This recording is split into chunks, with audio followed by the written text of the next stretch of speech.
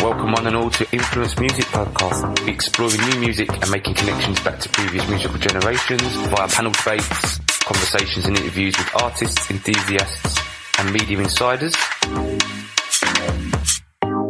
Welcome one and all to episode 14 of Influence Music Podcast. Thank you very much for joining us once again. Beatmaker special. From previous shows, you know that we're mad, avid fans of beatmakers, producers. So let me introduce my co-host for this evening. Personal friend, blogger, beatmaker, Lee the new beatmaker. Lee, what's happening? Hello.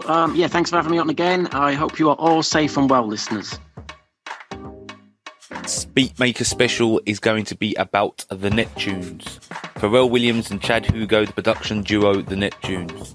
Now, this is something that me and Lee are very passionate about. Our friendship was based around music after we were introduced to each other by a mutual friend. But one of the passions that we had throughout our getting to know each other was The Roots, Outkast and Neptunes production. So the Neptunes are an American production duo consisting of Pharrell Williams and Chad Hugo from Virginia Beach in Virginia. They met each other at a camp. I think it was a camp for gifted people, for gifted musicians. Chad played the saxophone, Pharrell played the drums, and that's how they got to know each other. From that friendship and that mutual respect and passion for music, entering a local talent contest in 1992. The Neptunes were discovered by Teddy Riley. Lee did a fabulous piece on Teddy Riley when we discussed producers of the 1980s. And obviously being that Teddy Riley influenced one of our favourite production duos that came out, I suppose into the late 90s, early noughties is when they started to get their real kind of critical acclaim. So I suppose starting at the beginning of their career, it's always hard to tell how much of this is rumour, how much of it is truth. What we do know is that Pharrell wrote Teddy verse on Rex and Effects' Rump Shaker. That's a fact. I also believe that due to getting clearance on a sample, that in SWV's Right Here, that MJ sample is actually sung by Pharrell rather than it actually being a sample. But again, that's speculative. I don't know that one for facts, but I'm going to throw it out there because it sounds really cool. But they started their career working for Teddy on various tracks, and then it blew up in 1998 when they produced Noriega's Super Thug. Lee, was that when you really kind of took note of the Neptunes? Yeah, and that just seemed to come like a bolt out of the blue. So do you ever watch Nori's podcast? Drink Champs. Yeah. I kind of binge watch it. It depends what kind of guest they are and what kind of mood I'm in. Yes. He recently had a discussion about how it all came about. I mean, obviously, this is Noriega's biggest hit, I would say. Now, at this point, although Pharrell and Chad were already very talented, they weren't really well known. And if you've not seen it, go back and watch it. It's brilliant because he talks about being introduced to them, chatting to them, going to the recording studio, and the hook on the song, if you haven't heard it before, is Nori going what. And what Nori explains in the interview is that wasn't even supposed to be on the track. That's how Nori recorded. So what he used to do is that before every track, he would do that for his bar count. So he knew how many bars that he was going to have to spit in the track. And when he did it before recording, Chad and Pharrell said, that's the hook right there. And they actually changed the female vocal from something like, you're the best to what, just to in kick with the hook. And Il Noriega also said that you only begin at the beginning with the chopper. You telling me you found Manuel Noriega? That was all put in the production before he even spat a bar. Like they'd even thought of the little ad libs and the little touches. And there's loads of great little YouTube videos that you can watch on the Neptunes and how they work. But that one, with them, that being their first solo hit, as in their first production hit. I think it was really cool to see that they worked like that from day one. See, this is one of the things that separates. I mean, I consider myself a beat maker, as in I'll go into my DAW, my DAW of choice, and I'll put some little loops together and some drum beats, and I may even construct a little tune here and there. But I think if there is a generally agreed consensus between what's the difference between a beat maker and a producer, at least in the hip hop and the R&B and the hip hop inspired music that we spend a lot of time focusing on. That's a difference right there, isn't it? As far as the concept and you know, one can make a good beat, but someone else, you know, comes along and makes a great song, and the person that makes a great song is a producer rather than a beat maker. Yeah, massively, 100%. But even though we're saying that, came out in 98, was a massive hit, it was still quite a few years before they really got world acclaim. So we fast forward to 99, they produced Eclipse's first album, but again, it wasn't. It was more working with friends than it was a commercial project. I wouldn't even put it down there as my favourite Eclipse album, but obviously, has it ever even been officially released? Because you're talking about exclusive audio footage. Yeah. Was it officially a mixtape? I don't know. Yeah, it's one of those worst kept secrets, isn't it? Yeah. It's kind of like the Eclipse album that never came out, or the debut album, and everyone always calls Lord Willin' the debut album and stuff. Where it's like, what is the actual the official status of that? I'm not too sure. Yeah, exactly. I don't know either. But then everything changed when they did. Well, actually, that same year after that, they had ODB's Got Your Money, which was massive. Right. Featured Khalees. Yeah. Everybody knows that. I mean, if you're a hip hop head, you know it. And if you go for too many Jaeger bombs at Yates's, you know it. Like, it was one of those tracks that was played everywhere. Yeah. Great production. But that first Khalees album was the one for me. Like, that was when I think that's when the mainstream realised, hang on a minute, these guys are super, super, super talented. Yeah. Because it went from those kind of melodic, sensitive tunes, such as Get Along With You, to good stuff, which to this day, you could just take all the vocals off of it and I would just listen to that bass riff. Dun, dun, dun, dun, dun, dun. It's just insane. Absolutely insane. And from that point on, that was it. They just skyrocketed as a duo, and they worked with everyone. I mean, everyone. And I think everybody. I don't think it was more of a. They just went out and did as much work as they did. I think they just was approached from it by everybody, and they had all these beats, all this work already done. They just started dishing them out. So I suppose you go with from Beanie Man's "Girl Them Sugar" through to "Shake Your Ass" or "Been So Long," "Danger" by Mystical. Even in the year 2000, they did a couple of tracks with Jazzmatazz. "All I Said" and "Super Love." And then but while this is all happening, Chad continues to produce. Pharrell becomes a bit of a face. Yeah. And I think this is where we see the distinction. None more so than he gets approached to do a short film called The Ecology of Love. Oh, I don't think I know this. So it's a little short 15-minute film where Pharrell meets a girl in a bar and she only speaks French and he only speaks English, and they try to interact and he asks her out on the date. It's kind of like, it kind of feels like a Calvin Klein advert. Like, you've got to see it if you know what I mean. But then halfway through, when they're on the date, the DJ pulls the record and he plays this Sade track called "By Your Side."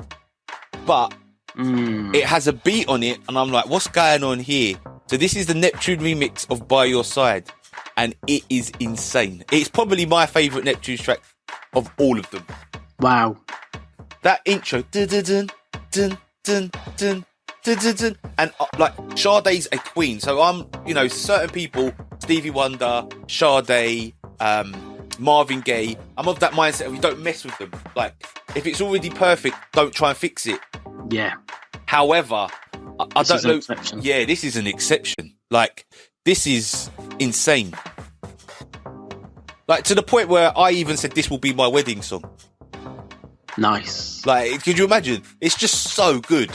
The production's really tight. It doesn't sound anything like the original Sade version, which is a very slow, timid number.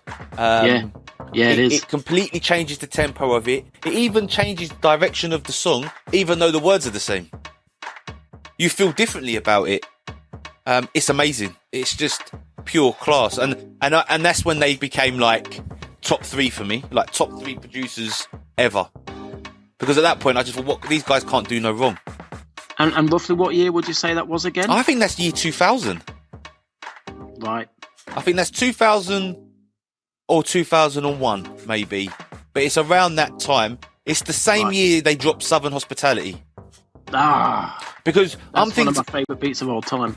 These geezers are getting me in my feels and getting me all emotional about being by someone's side. And in the next minute, I'm throwing my elbows all over the place and sweating up the joint with that heavy bass line. It's just, and every time, at that time, every Neptunes had that kind of futuristic Star Trek kind of, you know, those kind of high-pitched sci-fi sounds in there. But you've got that heavy, it comes in with that heavy bass line. And then it just, it just sets it off. And it's just, and they created a sound, but you know what? It doesn't last very long. A lot of producers find a formula, they have a sound, and when that sound becomes out of fashion, then they kind of disappear a little bit. You know, they can kind of fade away. Yes. And in the early noughties, 2001, Neptunes had that, but it didn't last very long. Not because they just stopped doing it. They decided, right, we're going to do something else now. We're going to go in a completely different direction. We're going to make different types of music. And they had different ideas. They tried the pop thing. They had a couple of tracks with Backstreet Boys. Then they started kind of going after the different markets, because obviously they had worked with Angie Martinez, didn't they, for a little bit? And what was the name of that track? Is it Midnight Hour? Who is that? Yeah, that's the thing. Now, it's one of those ones where it was double released, because I believed it was released with one artist, and then something happened with the contract, because she was originally signed to the Neptunes, and then they re-released it with another artist.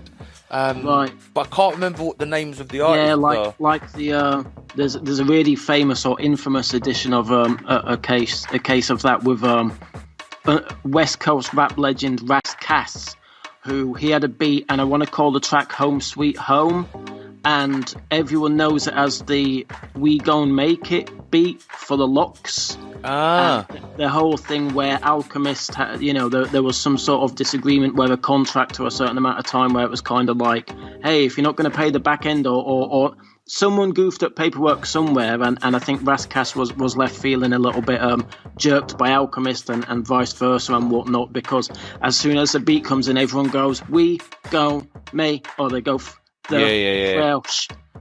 But then we get to, so like I was saying, we get to the end of 2000, and I kind of feel that's when they decided, right, let's just show everybody what we can do as musicians as well as producers.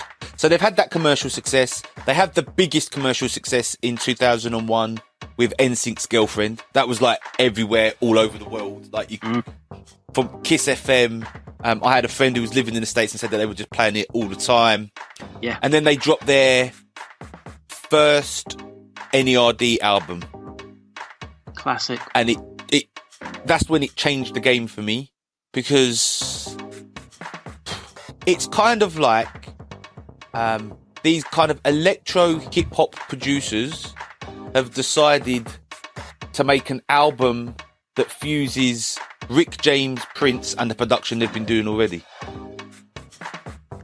Like, yes, it's I think there's even more than that. Yeah, and so I get this. I read all these reviews. I check the album out, and it's not even. It's like a rock album. It's like an indie album. It's not even that. You know what I mean? Like it's that and more. Yeah. There's two versions of the album. Originally, it was released in Europe as an electronic album with all electronic production.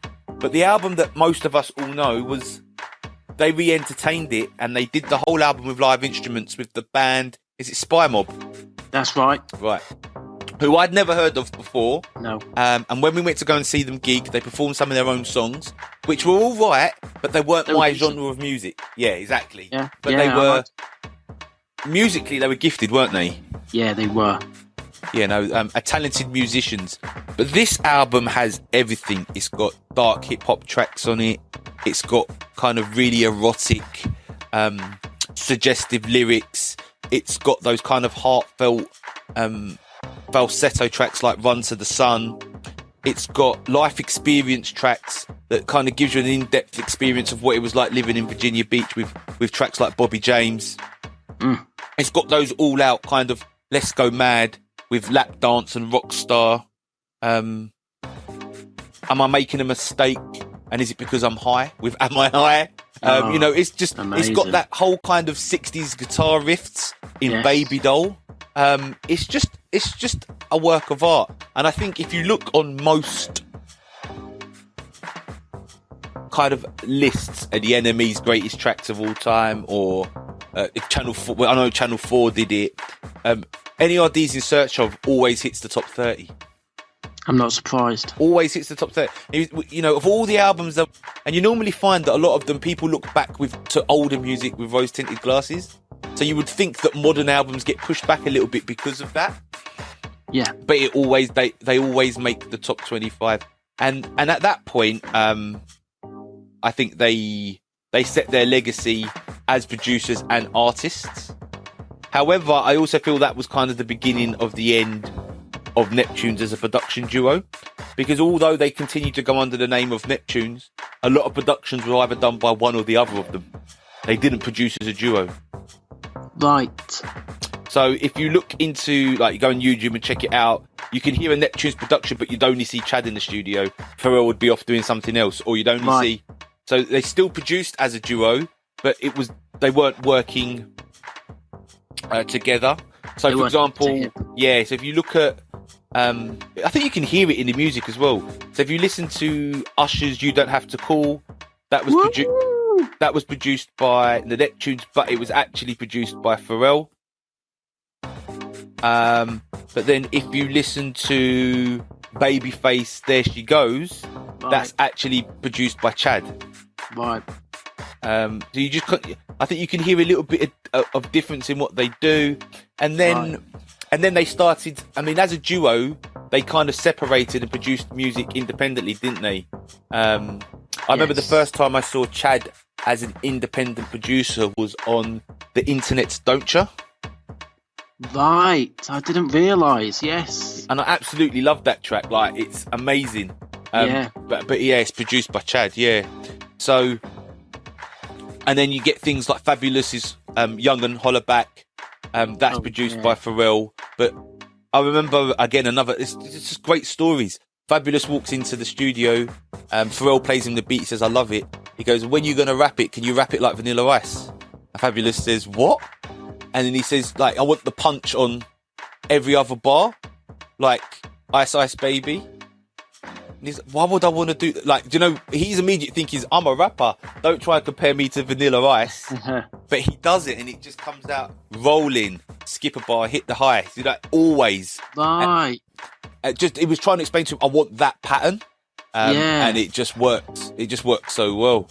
And I think also we're going into a production duo here where it coincides with the advance in technology, so we have the ability to see how they work, because videos were online, YouTube, it's the start of social media. So it kind of feels like it's the first superstar production duo that we've seen in the past, but we never had the access to it like we do now. Yeah. So you couldn't be, you didn't have the same rapport. It wasn't so intricate. The fans couldn't get involved or see what was going on behind the scenes as much as we can now. So I think that added to it for us as fans. Yeah. But I mean, if you go through, we've got to construct a playlist for the show like we always do. This will be available on Spotify and iTunes. However, there's just so many tracks.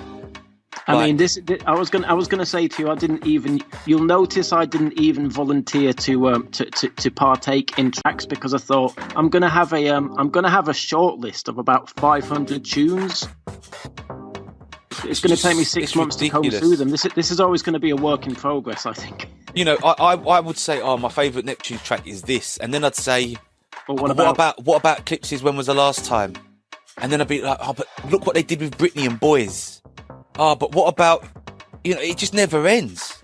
Right, well, I'll hopefully put you out of a bit of misery here. The name rings a bell a little bit. Midnight Hour, produced by the Neptunes, brings up Natasha Ramos. That's it. Ramos. Yeah, Natasha Ramos. Forgive me, Natasha. Yeah, that's it. That was it. So that was it. So, great track, that is. Again, YouTube it, because you can see her in the whole production is on YouTube. It's like one of those, someone's shot a video inside the studio. And Pharrell just comes up with this just a little melody, and he hums to it. He doesn't even have the words, and as he's humming, he just makes the track up on the chorus, the beat, everything. Just literally, the whole thing takes 15 minutes. Is there a female interviewer sat next to him as he's doing it? Yeah, that's it. No, she's the artist. Yeah. She's the artist. She's the artist, is she? Yeah, she's the artist. Okay. Oh, yeah, that video's amazing. Yeah, with the hat on. Yeah. Oh, yeah, that tune's fantastic. I never knew what that was. Yeah. Yeah. So I love it, and I've watched it and I know what's going to happen because I've watched it 100 times. But I just feel, how can you be that creative that you just come up with a concept and 15 minutes later you've got not just a track, but something pretty special. Oh yeah, I mean, like I say, I didn't know what the track was. I didn't know who the artist was. Evidently, I didn't know that was even. Apologies, Natasha. I didn't realise that was her, and she was there with the end product. But yeah, I can immediately hear that in my head right now. It's an amazing piece of music. And not only that, the Neptunes were brilliant for B-sides or those little kind of musical breaks. I mean, we spoke about this before, Lee, off air. Yeah, were.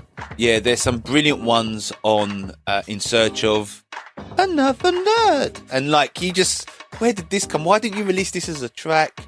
Or there was a B-side to one of the singles, which was called What's Wrong With Me?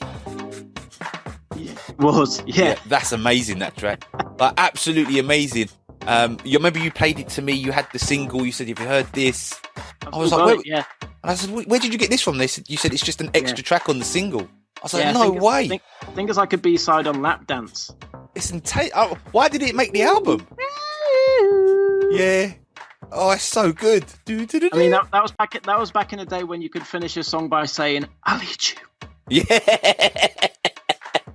This is just so good. Like, when you're explaining it and you're just saying, oh yeah, there's a track there called Brain, and really what is he talking about is about getting all upset. Take a hit. Yeah. Throw them in the lane. What? Oh, just so many of them. And not only that, it was kind of the introduction to Sassy Khalees, wasn't it, really? Yeah. Without that album, you never get Milkshake. Nah. She kind of preset a tone of what she was going to do from that point onwards.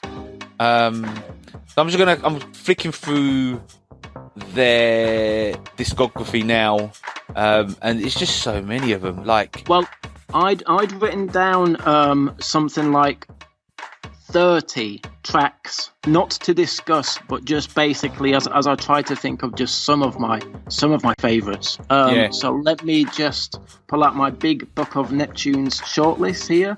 I've got it's all killer, no filler. Kendrick Lamar, All Right. I mean, that's not produced by them. No, it's not produced by them. I don't know if it is it? Is that produced by Soundwave? It might be. Right. Okay. I'll tell you exactly what it is, and then we can keep this in. He sings, doesn't he? He does. You're right.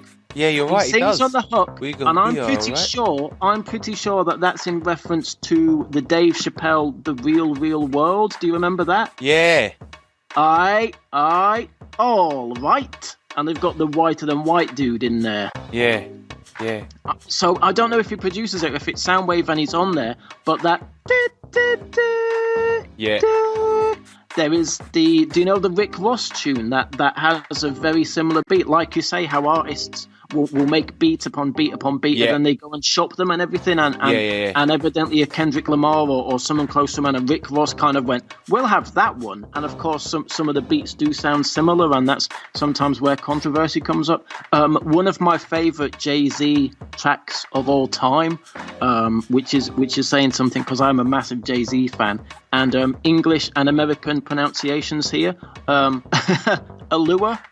Oh yeah, Allure. Yeah, what a great track that is. It's one of the most beautiful. I mean, that the melody and the way that Jay zones out to that, and also the Jay-Z documentary Fade to Black, where Pharrell is going absolutely berserk and cannot wait for Jay to hear it, and Jay's got that poker face on where he's like, is that the speech? Where Pharrell hits play and starts going mad. A fantastic. I mean, I'm a big Bee Gees fan, and I think everyone knows the sample, so I'm not I'm not sample snitching there. But Total, who you will remember from the Bad Boy days, you see, and all those types of things. But I'm pretty sure that the Neptunes produced the Bee Gees sample in Boy Meets Girl. Do you remember that track? Yeah, that is a Neptunes track. Yeah. That track is nuts. Of course, there's some as much as my quote Nick Jackson under the bucket. Justin, of course, Like I Love You. I think it's like the MTV Awards or the VMAs or something in the year 2001. Justin Timberlake. It's kind of like, okay. The NSYNC Girlfriend remix is popping and what have you, but me and my housemate, we were watching this award show, and the comes on the Saturday and Sunday, and you're thinking, oh, this is like some kind of off the wall Michael Jackson kind of era, and then he hits the hook, and then when he went Clips. And Clips came out on stage and performed the raps for the first time. I mean, nowadays we think about different artists crossing over so much and whatnot, but to see Clips with Justin Timberlake, it was like, whoa, this is a real. And for it to be so dope, and neither one have to, Justin went over to the Neptunes world. So yeah, I mean, we're talking about the Neptunes here, and we've only got to sort of 2001, 2002. But it continues to make hits. I mean, in 2002, you've got Beautiful with Snoop. You've got those dark tracks like What Happened to That Boy with Birdman. Like you said, there's plenty of Jay-Z tracks on there. You've got the Clips Lord Willin' album, which is amazing. I mean, there's loads of great tracks on there. There's Cot Damn, which also featured on the Clones album, I believe. There's Grinding. There's Family. There's When Was the Last Time. Let's Talk About It. There's loads of great tracks on that album. You've got the 10th studio album by LL Cool J, of which at that point, that LL Neptunes fit is pretty good. And it sells. And especially with Love You Better, it's a typical LL Cool J track. But Pharrell does add something to the tune. The production is very, very tight. You've got Justified, that's 2002, like you said. But I mean, Senorita had people everywhere splitting up into boys and girls and doing their little sing-along parts. You got Excuse Me Miss Jay-Z. You've got Tony Braxton's Hit the Freeway, which is a great track. That same era, we had Pastor Courvoisier. There's just so many tracks. It just never ends. You've got the tracks on the Bad Boys Soul soundtrack, Bad Boys 2 soundtrack, like Show Me Your Soul. 2002, we got the Clones album as well. We got Change Clothes and Allure. We got Milkshake from Khalees. We also saw the second NERD album, which is Fly or Die, which, to be honest, is my least favourite NERD album, but it did have She Wants to Move on it. But then we start to see them produce the non-mainstream artists, the ones that are respected in the hip-hop community. So, you start to see them working with Jadakiss, They work with Talib Kweli on Hot Sauce to Go. We see them work with Lil Jon and the East Side Boys. We see them work with Common. We see them work with Beanie Siegel. So it's not just all about the pop music, the music that pays. They start to work with the people that are iconic to them, and they start to work with other great producers like Q-Tip. By the time we get to the late 2000s, though, they've reinvented themselves as the hip hop skate producers, you know, and that's when you start to get into 2006, 2007 with the Wamp Wamps and Mr. Me Too. So we start to see an evolution in the Neptunes and in their music production. By the time we get to the late 2000s, so like 2008, 2009, 2010, we're only really seeing NERD tracks and odd productions, unless they're people that they really want to work with. So they work with Common on Universal Mind Control, but they work with Mos Def on Twilight Speedball. They still continue to work with Jay-Z. Chad does a few tracks with Shakira. But, you know, the production level and the volume production sort of falls off. They cut less tracks, more albums. So they work with the Clips again till the casket drops. But this is when you start to see them looking at their own projects, doing their own things. We get the third NERD album, Nothing, in 2010. And then after that, it's just a drop off of tracks, and we don't really see that many Neptunes productions. However, that's all about to change, because there is a forthcoming Neptunes album. The duo have teamed up again to make their second studio album as a duo after Neptunes The Clones, which is due very, very soon. If you look it up online, acts that are expected to be on the album is insane. So I'm extremely excited for that. Thank you very much, Lee, for participating in the episode again. It's always good to have you on the show, pal. I look forward to having you on again. We can talk about more of our experiences and the producers and the music that we love. Listeners, just consume as much Neptunes music as you can. And thank you very much for listening. Please do get in touch. We like to hear your thoughts. We love your feedback. If you don't like the Neptunes, I'd love to hear why. So please get hold of us on Instagram, which is Influenced Music Podcast. You can hit us up on our blog, which is influencedpodcast.co.uk. And we look forward to participating in some debates with you. Next week, we're talking house and garage once again. I will be joined by Big G as we discuss some iconic house and garage producers in Grant Nelson, Tough Jams, M-Dubs, and the guys that are really kind of keeping it alive now with Kiwi Records and the producers Conductor and Prescribe the Vibe. So I'm looking forward to talking house and G. Thank you very much once again for taking the time to listen. Over and out. Influence Music Podcast, exploring new music and making connections back to previous musical generations via panel debates, conversations and interviews with artists, enthusiasts and media insiders.